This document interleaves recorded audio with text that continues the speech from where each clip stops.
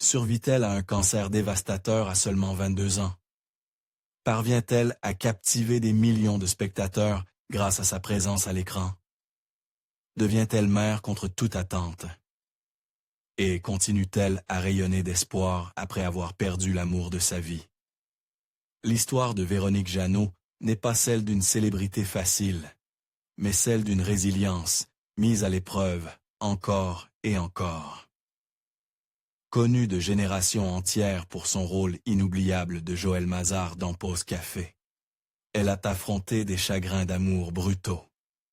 Et pourtant, à travers tout cela, elle a reconstruit son monde avec une détermination sans faille et une philosophie de la bienveillance et de la gratitude qui semble défier le cynisme de notre époque.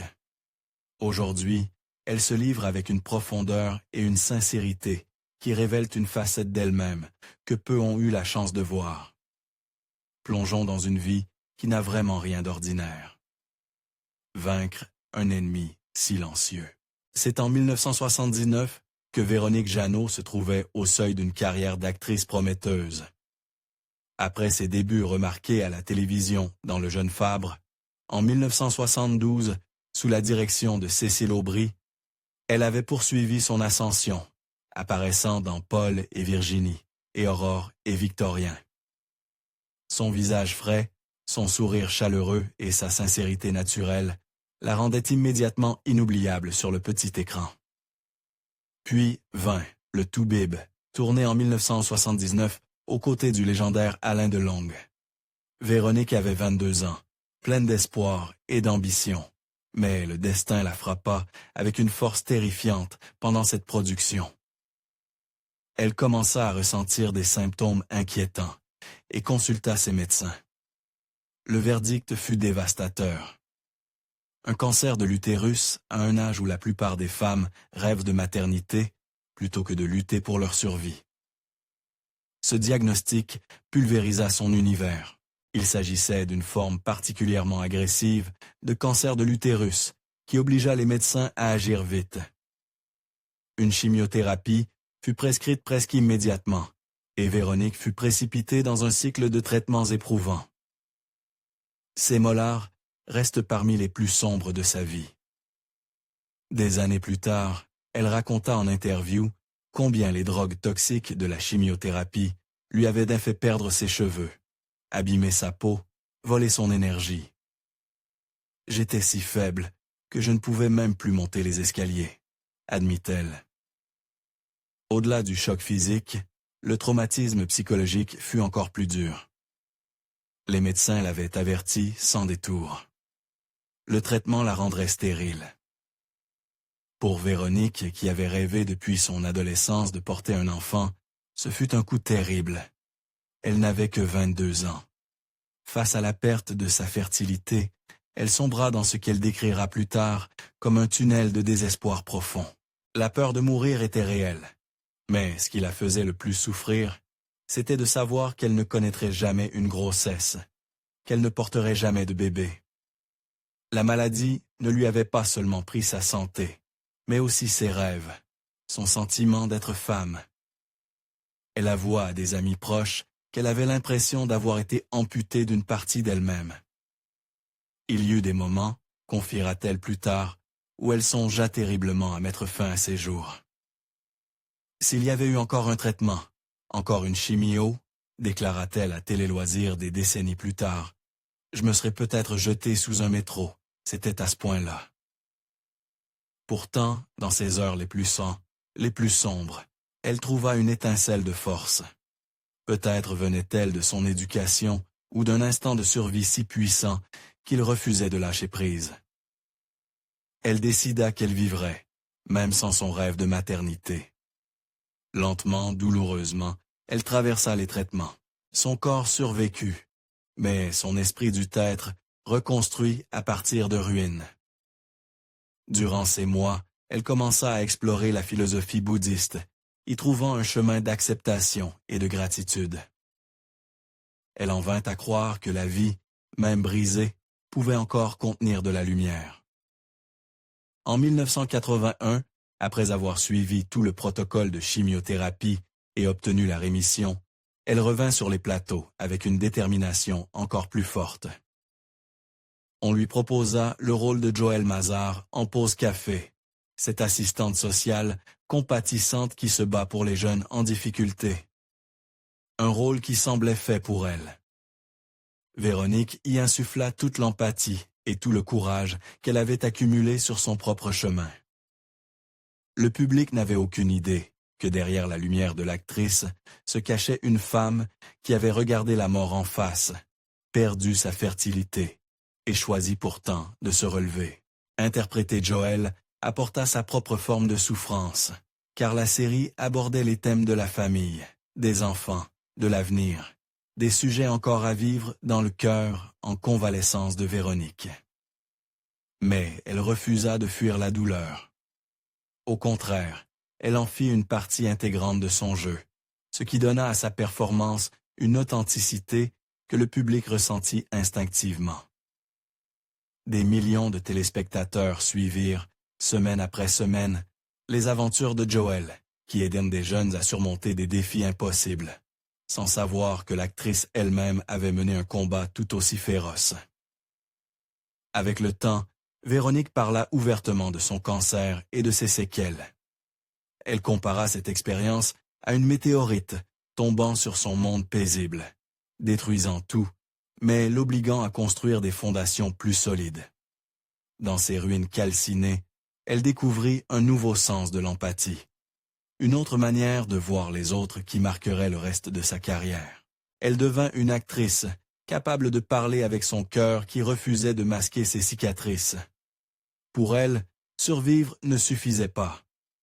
Elle voulait transformer la douleur en but, et ce faisant, Véronique Jeannot est devenue un symbole vivant de la résilience, inspirant des générations entières. Défier le destin. Les années 1980 auraient pu être la décennie du triomphe pour Véronique Jeannot, une succession ininterrompue de succès professionnels et de romances dignes d'un conte de fées. D'une certaine façon, cette décennie l'a consacrée comme l'une des actrices les plus aimées de France. Mais derrière les sourires en couverture des magazines, se cachèrent des chagrins qui auraient brisé des esprits moins solides. À l'été 1980, son monde bascula à jamais. Elle fut invitée à un shooting photo pour un magazine automobile. Aux côtés d'un jeune pilote de Formule 1 brillant, Didier Pironi, alors étoile montante chez Ferrari. Véronique n'avait aucune intention de transformer cette opération de promotion en histoire personnelle. Mais lorsqu'elle rencontra Didier sur le plateau, quelque chose d'électrique passa entre eux. Un coup de foudre si intense qu'aucun des deux ne put le nier. Il y avait un énorme obstacle. Didier était marié. Leur histoire d'amour débuta donc dans le secret, entre coins cachés et week-ends volés, loin des objectifs des paparazzis. Malgré la culpabilité et la clandestinité, Véronique décrivit cette relation comme l'amour le plus puissant de sa vie. Didier était intense, passionné, brillant, avec un goût du risque qui la fascinait autant qu'il l'effrayait. Leur relation brûla de mille feux entre 1980 et 1981, deux amants s'accrochant à des instants volés. Puis, en août 1982, le drame survint. Didier, en compétition à Hockenheim en Allemagne, fut victime d'un terrible accident qui mit fin à sa carrière de Formule 1. Il se brisa gravement les deux jambes, anéantissant tout espoir de revenir au plus haut niveau. Sans hésiter, Véronique mit sa propre carrière en pause pour s'occuper de lui. Pendant des mois, elle resta à son chevet, le soutenant au fil des opérations de la rééducation et de la douleur. Il rêvait d'un avenir où il pourrait rebâtir une nouvelle vie, loin des circuits, peut-être même ensemble au grand jour. Mais Didier ne put jamais renoncer à l'adrénaline. En 1987, après une convalescence partielle, il retourna à la compétition, cette fois sur l'eau, dans des courses de bateaux offshore. Véronique partageait entre l'admiration et la peur, le vit replongé dans les bras du danger. En août 1987, le destin les frappa à nouveau. Didier Pironi trouva la mort sur le coup lorsque son bateau chavira près de l'île de White. Véronique, qui croyait avoir surmonté le pire, resta anéantie. Une partie de moi est morte avec lui, avoua-t-elle plus tard, incapable de comprendre pleinement cette perte. Le choc émotionnel fut si violent que Véronique connut une nouvelle crise de santé. Elle fut persuadée que ce traumatisme avait ravivé le cancer qu'elle avait combattu quelques années plus tôt. Refusant une seconde chimiothérapie, terrifiée par ses effets secondaires destructeurs, elle se tourna vers l'homéopathie, l'acupuncture et un régime holistique strict. Contre toute attente, elle survécut de nouveau, même si le vide laissé par Didier ne guérirait jamais totalement. Il fallut des années à Véronique pour se sentir prête à rouvrir son cœur. Puis arriva Laurent Voulzy, déjà célèbre dans la chanson française. Ils se rencontrèrent au milieu des années 1980 et Véronique décrivit leur première conversation comme une bouffée de légèreté après tant de ténèbres. Laurent était joueur, poétique, doté d'un immense talent musical. Leur duo de 1984, Désir, Désir, les projeta dans la mémoire collective comme le couple de rêve de la chanson française. Dans l'intimité, leur amour était bien réel, fondé sur le rire et une créativité partagée. Pendant près de 10 ans, Véronique et Laurent tentèrent de construire une vie ensemble. Mais, au fil des ans, des fissures apparurent. Véronique, marquée à jamais par ses traumatismes et ses deuils, aspirait à un ancrage, à une stabilité. Laurent, lui, était ce qu'elle appelait affectueusement un grand adolescent, un homme guidé par l'inspiration et la spontanéité, à qui la routine quotidienne pouvait sembler étouffante. Au début des années 1990, ils prirent la décision douloureuse, mais respectueuse de se séparer. Il n'y eut ni guerre, ni scandale, ni cruauté. Véronique parla plus tard de Laurent avec une profonde tendresse, expliquant combien son génie créatif et sa douceur lui avaient redonné goût à la vie. Elle avait simplement compris que certains hommes étaient faits pour le rêve, pas pour la routine. Et pour cela, elle ne lui en voulut jamais. Mon attachement pour lui durera jusqu'à ma tombe, confia-t-elle un jour à un journaliste, rare aveu d'une fidélité sans faille. La naissance d'une nouvelle forme de maternité. Aucun enfant ne grandirait jamais dans son ventre, mais Véronique ne se laisserait pas priver de l'expérience de la maternité. Au milieu des années 2000, elle avait déjà tourné son attention vers quelque chose de plus grand qu'elle-même, la souffrance des enfants tibétains en exil. En 2005, elle fonda Graines d'avenir, une association destinée à aider ces enfants à préserver leur identité culturelle tout en recevant une éducation. Ses voyages à Dharamsala, en Inde, lui ouvrirent les yeux sur des réalités bien au-delà de tout ce qu'elle avait connu en France. Là, dans un village niché au pied de l'Himalaya, elle rencontra une petite fille dont l'histoire allait changer sa vie à jamais. Migmar n'avait que 8 ans lorsque Véronique la rencontra pour la première fois. Les deux établirent tout de suite un lien, et Véronique commença à parrainer l'enfant via son association, lui apportant soutien et opportunités. Au fil des années, leur relation se renforça bien plus profondément que ce que Véronique aurait pu imaginer. Les appels téléphoniques se transformèrent en séjours d'été en France et, un été, Migmar refuse à simplement de rentrer chez elle. Véronique, consciente de la force de ce lien, prit la décision que personne n'aurait attendue. Elle adopta Migmar en 2013, lorsque la jeune fille avait 15 ans. Ce ne fut pas un conte de fées. Adopter une adolescente n'est jamais simple, et Migmar arriva avec ses propres blessures, frustrations et rêves. Véronique décrivit cette expérience comme un tsunami, une vague joyeuse mais bouleversante, qui transforma toute sa vie. Migmar, de son côté, dut apprendre à vivre dans une nouvelle culture, à faire confiance, à s'adapter. Pourtant, ensemble, elles réussirent, tissant une relation qui est devenue la fierté de Véronique.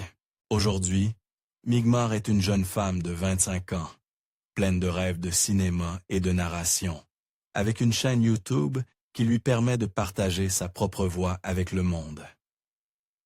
D'une certaine manière, le chemin de Véronique vers la maternité fut aussi inattendu que le reste de sa vie.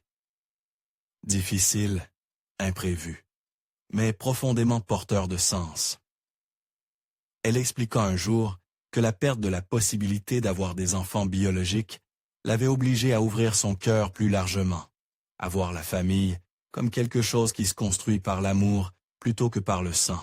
Et à travers Migmar, Véronique réalisa enfin ce désir ancien de transmettre, de guider et d'offrir sa sagesse à la nouvelle génération.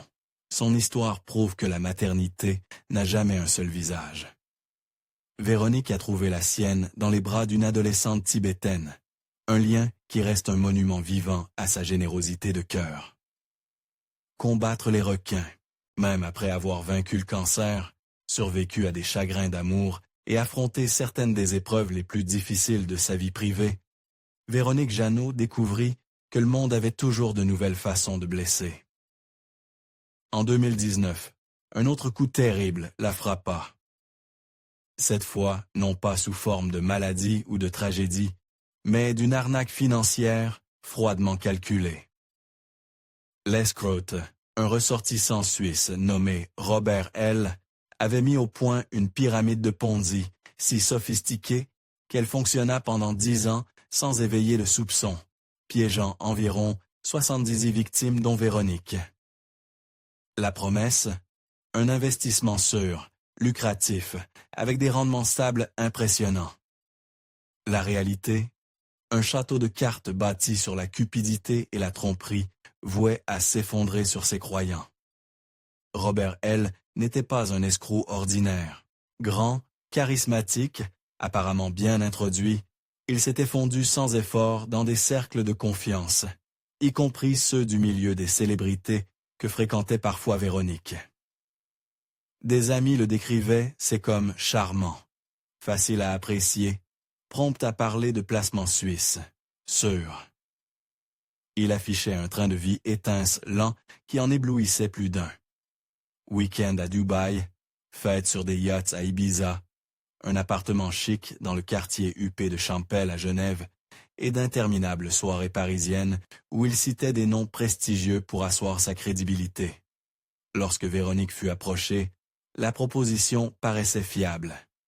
Elle avait travaillé dur pour épargner dans l'idée de sécuriser son avenir et de continuer à soutenir des enfants grâce à son association Graines d'avenir. Confier une partie de ses économies à Robert semblait raisonnable à ce moment-là. Il avait des témoignages, des documents, même des références bancaires qui paraissaient authentiques.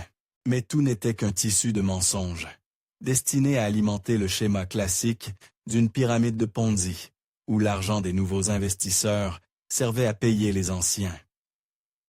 Le château de cartes commença à s'écrouler en 2019, lorsqu'un investisseur désespéré, totalement ruiné, se tourna vers la police. À ce moment-là, Robert L. avait déjà empoché entre 8 et 15 millions d'euros, selon les dossiers judiciaires confirmés plus tard par le Parisien. Les autorités ouvrirent une enquête plus approfondie, qui révéla l'extraordinaire extravagance du train de vie de Robert. Lors d'une perquisition en 2024, on découvrit 215 paires de chaussures de luxe et 415 sacs à main de grande marque, sans doute offerts à son épouse, qui continue de prétendre n'avoir jamais su que son mari fraudait. Pour Véronique, la nouvelle fut un nouveau choc, qui résonnait avec chaque trahison vécue auparavant. Elle avoua aux journalistes que c'était un coup dur à tous les niveaux, tout en gardant pour elle la somme exacte qu'elle avait perdue. Ce sentiment de violation allait bien au-delà de l'argent. Cet homme avait détruit la confiance, volé des rêves, et laissé derrière lui un cortège de victimes anéanties, non seulement financièrement, mais aussi moralement. Robert fut arrêté en mai 2024 en Suisse et placé en détention provisoire, le tribunal estimant qu'il présentait un risque élevé de fuite, au moins jusqu'en avril 2025. Pendant ce temps, des victimes comme Véronique se demandaient si elles pourraient un jour récupérer leurs fonds. D'autres, encore plus malchanceux, avaient de tout perdu. Un homme vivait désormais dans sa voiture. Un autre ne pouvait plus payer son traitement vital contre le cancer. En suivant la procédure judiciaire, Véronique puisa à nouveau dans les outils mentaux qu'elle avait forgés au fil d'une vie. La méditation, la philosophie bouddhiste, et une capacité d'acceptation, même face à l'impardonnable. Elle déclara plus tard à la presse que, même si elle avait été trop naïve, parfois en amour et en amitié, elle refusait de laisser cette expérience endurcir son cœur. Pour Véronique, préserver sa bienveillance était plus important que n'importe quelle somme d'argent, et elle préférait reconstruire encore plutôt que se noyer dans le ressentiment. Cette résilience est sans doute son plus grand talent. La capacité de regarder en face le pire de la nature humaine, tout en continuant à croire au meilleur. En fin de compte, Véronique Jeannot montra encore une fois que, peu importe combien de requins rôdent autour d'elle, son esprit ne peut pas être dévoré vivant. Gratitude, croissance et avenir. Là où certains ont été écrasés par tant de coups durs, Véronique Jeannot a trouvé une raison de continuer à rêver. Elle s'est plongée plus que jamais dans sa foi bouddhiste, trouvant du réconfort dans la méditation et dans l'acceptation sereine de l'imprévisibilité de la vie. Son livre de 2023, « Le présent est mon refuge », est devenu à la fois une philosophie personnelle et une sorte de lettre ouverte à tous ceux qui luttent pour survivre au chaos de ce monde. Elle y rappelle à ses lecteurs que le seul moment qui nous appartient vraiment est le présent, et que le passé, si douloureux soit-il, ne peut plus être modifié. Installée dans le Var, entourée par la nature et sa chienne, Sheila, Véronique a adopté un rythme de vie plus simple. Elle refuse les illusions d'une jeunesse en plastique, laissant fièrement son visage raconter son histoire authentique, sans recourir à des interventions esthétiques qui pourraient en effacer l'humanité expressive. À la place, elle entretient son corps grâce aux yogas, aux vitamines et à des parenthèses quotidiennes de 15 minutes, prouvant que la sérénité est un choix actif. Son calme n'est pas naïf. Elle sait à quel point il peut être fragile, mais elle a fait la paix avec le vieillissement, qu'elle considère comme un privilège plutôt qu'une punition. Tout en continuant à jouer, apparaissant par exemple dans Deux mains nous appartient sur TF1 et même sur scène avec un atelier pour deux, Véronique regarde aussi en arrière, avec gratitude sur son héritage artistique. Des millions de personnes se souviennent encore d'elle, comme Joëlle Mazar, l'assistante sociale au grand cœur, et lui écrivent pour lui dire combien ces histoires ont changé leur vie. Véronique chérit ses liens et les voit comme la preuve que sa carrière a eu un sens bien plus profond que la simple célébrité. Elle reste une femme d'une curiosité sans limite, avide d'apprendre encore, rêvant même un jour de nager avec les baleines ou de rencontrer les gorilles des montagnes. Loin de construire un bon cœur contre le monde, Véronique veut vivre pleinement, courageusement et en harmonie avec la nature, quoi qu'il arrive. Comme elle l'a confié un jour à un journaliste, à quoi bon sauver son corps si l'on ne peut pas sauver son âme? Son regard, après des décennies d'amour, de perte, de maladie et de renaissance, est limpide. Gardez le cœur ouvert et vous trouverez toujours un chemin. Quelle partie de l'incroyable parcours de Véronique Jeannot vous inspire le plus? Dites-le moi en commentaire et n'oubliez pas de liker, partager et vous abonner pour découvrir d'autres histoires inspirantes comme celle-ci.